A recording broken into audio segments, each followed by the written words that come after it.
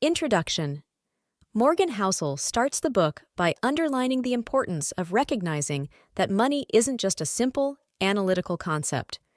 Our relationship with money is complex and deeply rooted in personal experience, culture, education, and sometimes the idiosyncrasies of our own nature. The way we approach wealth, savings, investment, and spending is less about the hard numbers and more about our attitudes, beliefs, and emotional responses to money. Chapter 1. No one's crazy.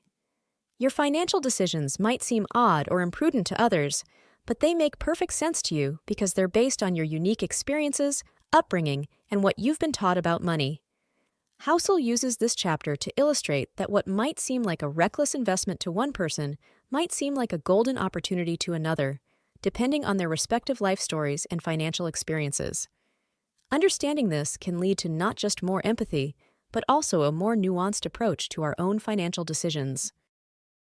Chapter 2. Luck and Risk. This chapter delves into the dual forces of luck and risk, which often get overlooked or underestimated.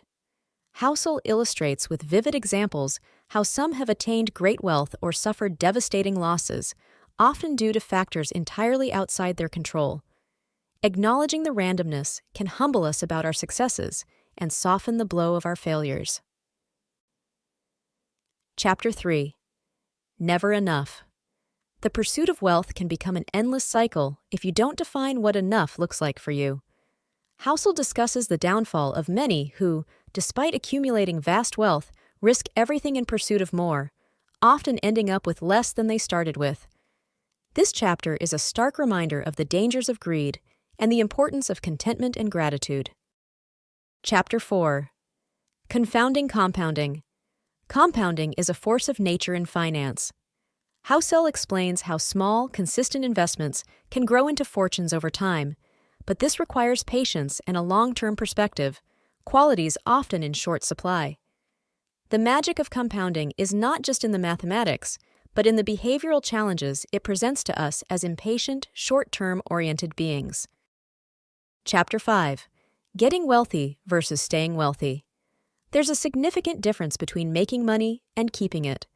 This chapter discusses strategies not just for wealth accumulation, but also for its preservation. Housel emphasizes that wealth preservation requires perhaps even more skill than wealth accumulation, involving a deep understanding of risk and a level of prudence and self-awareness that not everyone manages to cultivate. Chapter 6. Tails, you win. Housel discusses how much of our financial lives are dominated by a handful of extreme events. He argues that since we can't predict these tail events, a better strategy might be to position ourselves in such a way that we are exposed to the positive ones and protected from the negative ones, instead of trying to avoid making any mistakes. Chapter 7. Freedom. In this chapter, Housel reframes the concept of wealth, defining it not by the material possessions it can buy, but by the freedom and options it provides.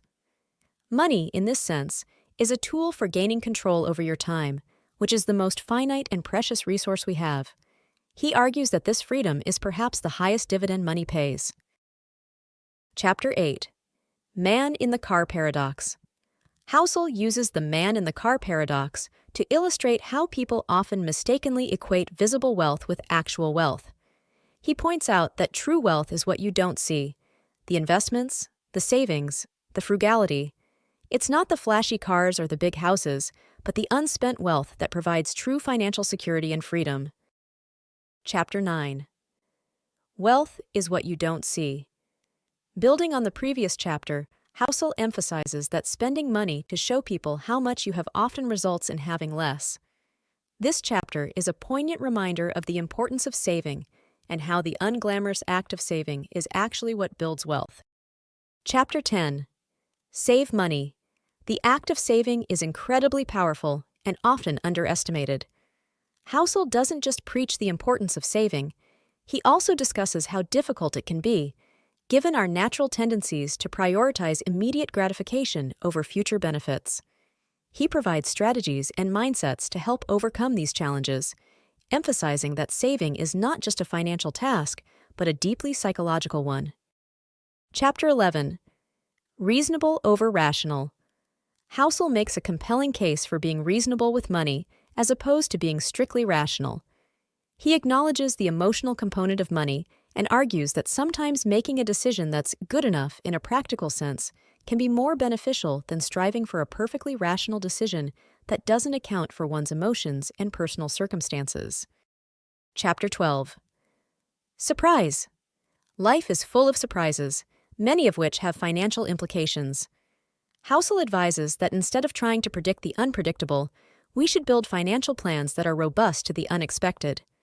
This involves not just financial buffers, but also a mindset that is prepared for and accepting of the fact that not everything can be foreseen.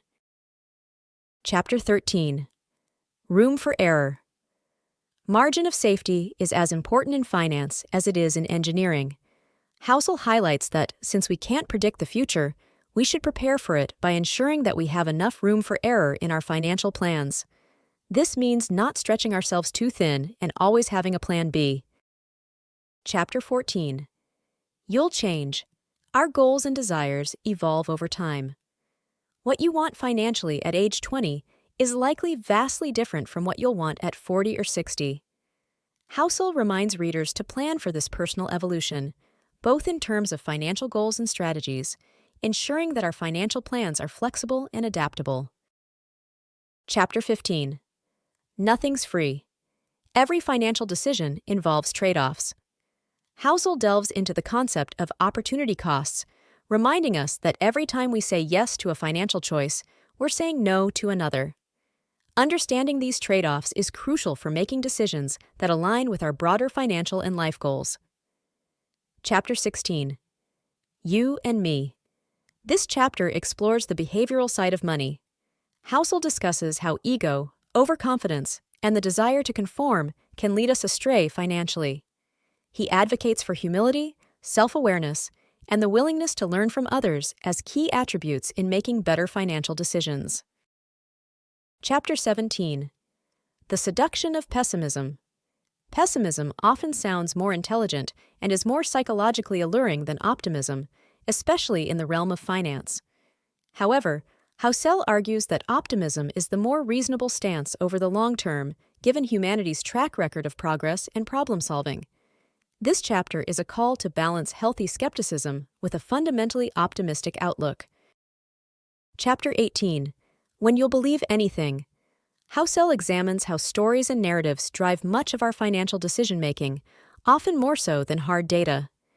He warns of the dangers of getting swept up in compelling but potentially misleading narratives and stresses the importance of critical thinking and independent judgment in making financial decisions. Chapter 19. All Together. Now, this chapter serves as a synthesis of the book's themes, tying together the various threads into a coherent narrative about the complexity, nuances, and psychological underpinnings of money. Housel reiterates the importance of humility, self-awareness, and the recognition of our own and others' psychological quirks in navigating the financial landscape. Chapter 20. Confessions. In a candid closing chapter, Housel shares his own financial habits, quirks, and observations, reminding readers that there's no one-size-fits-all approach to money. This chapter reinforces the book's overarching theme that personal finance is deeply personal, and the best financial strategies are the ones that align with individual values, goals, and psychological makeup. Conclusion. The Psychology of Money by Morgan Housel is not just a book about money. It's a book about human behavior, decision-making, and the complex relationship each of us has with our finances. Through compelling narratives and relatable examples, Housel unpacks the cognitive biases, emotional responses, and cultural influences that shape our financial lives. He emphasizes that financial success is not solely about mastering the numbers, but about mastering ourselves, our desires, fears, and tendencies. The book encourages readers to reflect deeply on their own financial behaviors and to approach money with humility, patience, and a keen awareness of the broader psychological landscape in which our financial lives unfold.